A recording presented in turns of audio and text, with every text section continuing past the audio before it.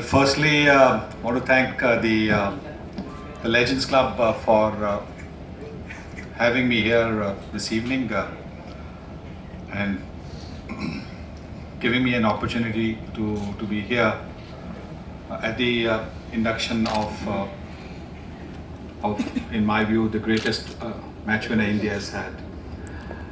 And I'm particularly very happy to be here at the induction because generally I think whenever it's a question of a matter of Kapil Dev, everybody just only thinks that Sunil is only there for dropping Kapil Dev. So inducting it, I think has been something very special. I think you guys laughed. It wasn't a laughing matter then. And I have in my pocket an article by Hanuman Singh, written way back, where in that article, that was when he became the chairman of the selection committee maybe a couple of years later, he actually has specifically mentioned that the idea of dropping Kapil did not come from me, that I did not move the idea. I've got that. I sent when that article appeared, I sent a copy of that to Kapil, because at that time the popular version was that I dropped him.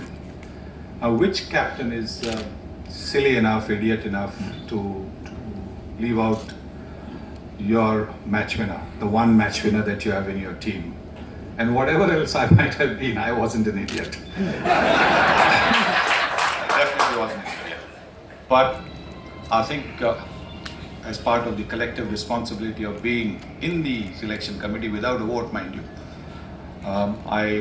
I am culpable as much as the other 5 esteemed members of the committee were.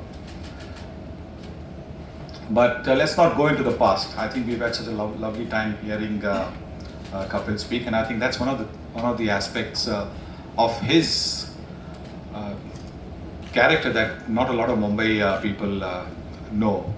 I think the sense of humor that comes so naturally to people from the north. I think it's been fantastic. I think you are in a dressing room where you have a lot of people from the north.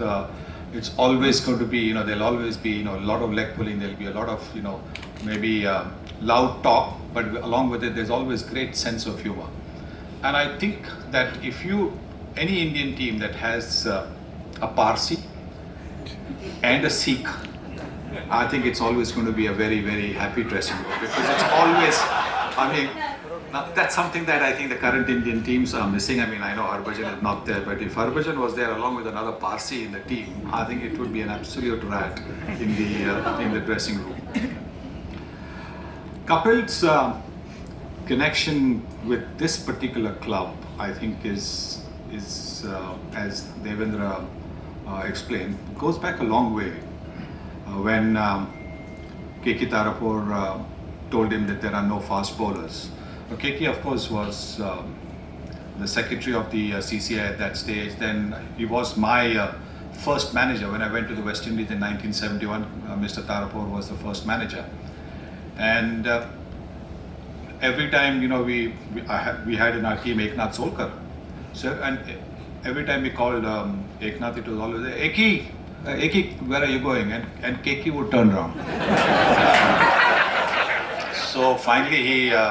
K.K. with Mr. Tarapur, K.K. Tarapur, it was never a question of asking, it was always a question of ordering. So he ordered us all to try and change Eknath's name. Don't call him Eki, call him something else. So we were all wondering what to call him, But we couldn't call him, Ekya or Solkya or something like that. But eventually we were very, very careful as to when we called him Eki. The name, of course, was given by Mr. Wadekar. The nickname Eki, but that was Mr. Tarapur. Now we have another Keku as the president of CCI. I don't know whether he's got any particular reservations about being called Keku or yeah. Don't worry about it. Keku is a very, very good name, as long as you're not called Feku. Everything.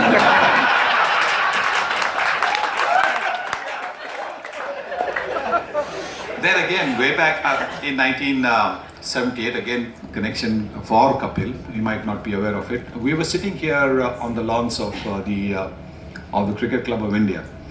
and we were Raj Singh was there, and he was taking a team of the Rajasthan Cricket Club to East Africa, and we were discussing who to take, etc. And I suggested to him at that stage, there is this lad from the north. I just played against him in the Wills Trophy, and I believe that we should take him in the team because I think he's something special. So then I don't know how easy it was for Raj Singh to get through to him, because in those days it was we didn't have cell phones, etc. We didn't have a contact for Kapil, but Raj Singh I think finally managed to get hold of Kapil. When Kapil came on that trip, I think Vasu, you were also there on that. Yajuvendra Singh was there, and over there he impressed us all with his batting and bowling. And within I think weeks he was selected. Weeks literally. I think within a month he was selected to go to Pakistan for that first trip in about 18 years. Kapil has already spoken about the fact that being a Punjabi, he was able to understand a lot of the stuff that was being spoken there, and he referred also to the fact that I struggled a little bit, and that's a fact because I think till then there was when we played cricket there was very little spoken on the field apart from well played whatever. That was it. There was nothing really spoken about. So suddenly when you had this big fast bowler standing a few feet from you at the end of the follow through and saying something, it was absolutely, completely something which was new to the Indian team. So when I got back in the dressing room at the lunch interval, people after letting me have my lunch were very, very keen to find out what is happening, kya bol rahe ho, kya bol raha hai udhar aake. And that is where I think the fact that what Kapil said, because of my lack of Punjabi knowledge, I said, वो गाली तो जरूर दे रहा है, he is definitely giving गाली है तो मुझे मालूम है, पर वो हमेशा वो बोलता रहता है कि पैन पैन पैन, तो ऐसे में मेरा पैन का क्या लेना देना है? That's when these people said, oh, Punjabi में बहन को पैन बोलते हैं. So that's when it struck me that what he was trying to say. But we've had this. We've had these lots of occasions like this after that, but I was a little bit more aware of what was being said. And for me, it was an absolute honor to have played in the same team as Kapil, because he was. And with due respect to all those wonderful, wonderful players who have won matches for India over the last so many years, I just want to say that there has been nobody who has turned the match around with bat and ball as Kapil has. They have won matches. Those who have won matches for India have won matches with the bat or won matches with the ball. But I think there's only been one who's won with both bat and ball. And I think, which is the reason why I call him India's greatest match winner. It has been hard work for him. It hasn't been easy. His enthusiasm has been absolutely incredible. When he was playing, it was a hard time for me as captain to try and stop him. In India, as you know, stop him from going to the side screen. In India, as you know, everybody walks in front of the side screen. It's as if they want to do their exercise while the batsman is about to take strike. Walking exercise. So they're walking in front of the side screen. There's something wrong with the side screen. And Vishy and I and Kirmani, wicketkeeper, Vishy, first slip, myself, we're there. And we're just waiting with our hands, for the side screen to be set right. Next thing we know is, Kapil running there. He's been bowling, he's already bowled 2 or 3 overs. He's running there, trying to get the side screen. And I'm going mad, I said, hello, keep your energies, conserve your energy. Why are you going running there? So I go up to him and say to him, अरे काय को जा रहा है तो काय को भाग रहा है वहाँ पे, तो छोड़ना, उधर से कोई आके करेगा कुछ जो करना है. He said, नहीं यार, मुझे बल्लेबाज के पास जल्दी bowling करनी है. I don't want to wait. So he was that confident also that I want to get at the bowler. So even if I have to run a little bit and get there, was something that he was prepared to do as long as he could get at the bowler, get at the batsman very, very quickly. We've also referred to that Melbourne thing where he came back when he had fielded the previous evening. we had them down, I think, 3 wickets for some 40 or something like that, and they still had to get about 100. And we all sort of went to him in the morning and said, look, Caps, I think we need you out on the field. Come and try it. Maybe a matter of maybe 5-7 overs, but if that 5-7 overs can make a difference. And what a difference it made, because those 5-7 overs won us the match and allowed us to level the series.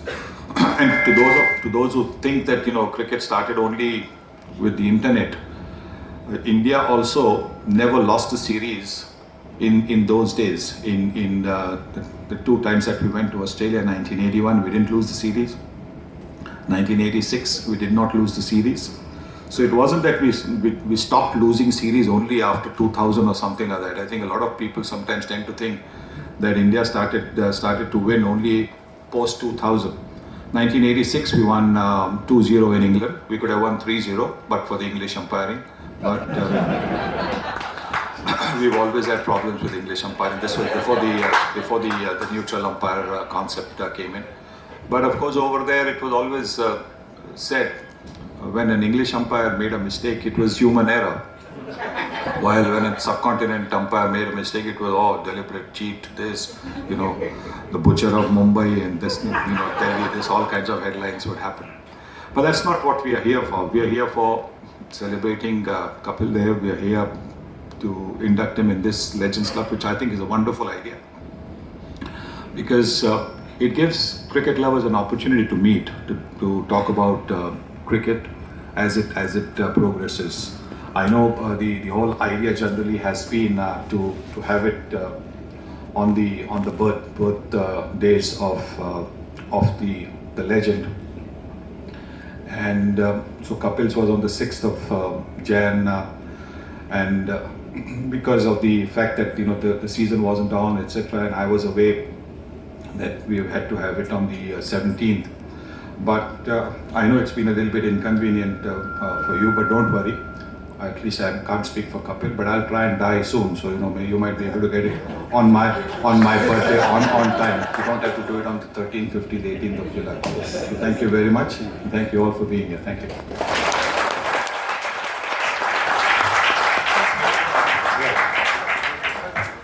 There's a little formality which had remained. While the citation was given to the legends, we have got similar